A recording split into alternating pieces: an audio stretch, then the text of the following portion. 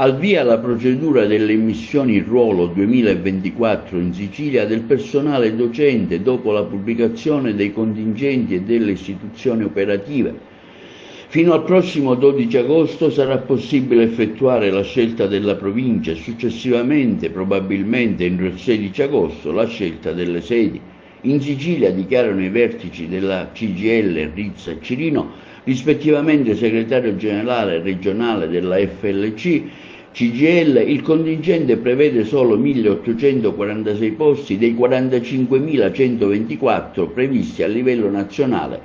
su una disponibilità totale più ampia di circa ben 62.393 posti disponibili. La differenza tra il contingente autorizzato di circa 45.000 e posti vacanti disponibili 63.000 è dovuta alla scelta del ministro Valditara di attivare e autorizzare un secondo concorso PNRR nel prossimo autunno, ancora prima di aspettare l'esito delle immissioni in ruolo quest'anno. E proprio i ritardi nei concorsi del PNRR e delle relative graduatorie, aggiungono i vertici della CGIL, ha causato lo slittamento del termine utile per le operazioni di immissione al 31 dicembre 2024, anziché del solito 31 agosto. È un sistema complesso e farraginoso causato dalle tante e diverse procedure concorsuali attivate negli ultimi anni a distanza ravvicinata e anche in presenza di vincitori idonei delle procedure precedenti.